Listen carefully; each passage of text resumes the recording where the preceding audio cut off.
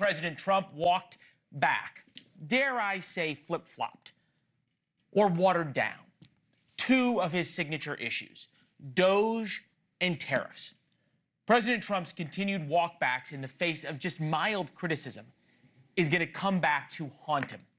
That's the subject of our Why It Matters memo tonight. Today, he walked back tariffs again, only to promise that this time, April 2nd, is going to be the big day. 36 hours after imposing strict tariffs on Canada and Mexico, and the ensuing stock market crash because of it, the president today cried uncle. I spoke to the president of Mexico, wonderful woman, today, and we helped them out with the problem they were having to do with the tariffs, short-term tariffs.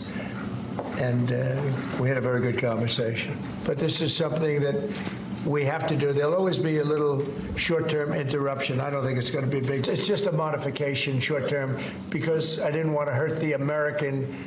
It would have hurt the American car companies if I did that.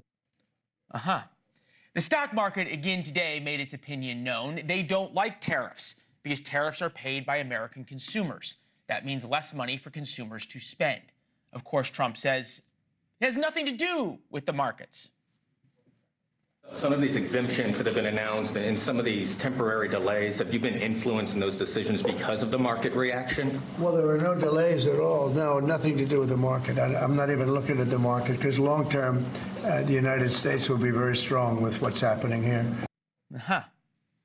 This is a man who loves nothing more than bragging about the markets.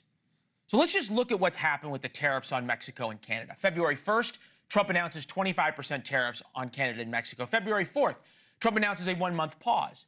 March 4th, the tariffs take effect. March 5th, Trump orders a one-month delay of auto tariffs. March 6th, Trump signs an executive order pausing all tariffs on all goods compliant with the United States-Mexico-Canada Agreement, USMCA.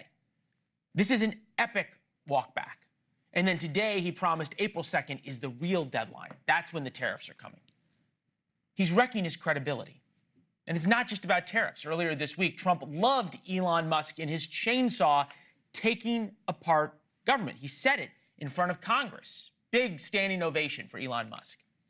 And today, that changed. Terrible job numbers came out. Republicans in Congress are upset over veterans being fired by DOGE. So the president cried uncle on Elon. He said, "We are done with hatchets and chainsaws." So here's the social media post. As the secretaries, meaning cabinet secretaries, learn about and understand the people working for the various departments, they can be very precise as to who will remain and who will go. We say scalpel rather than hatchet. The combination of them, Elon, DOGE, and other great people will be able to do things at a historic level. And then he further handcuffed Elon in the Oval Office. I want the cabinet members to keep good people. I don't want to see a big cut where a lot of good people are cut. I want the cabinet members to keep the good people, and the people that aren't doing a good job, that are unreliable, don't show up to work, etc., those people can be cut. They were going to be fired anyway. That's what cabinet secretaries are supposed to do.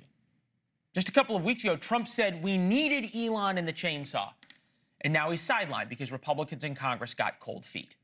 It's going to require far more courage of conviction to take on the Chinese. Thanks for watching. Go to joinnn.com to find NewsNation on your television provider. And don't forget to click the red subscribe button below to get more of NewsNation's fact-driven, unbiased coverage.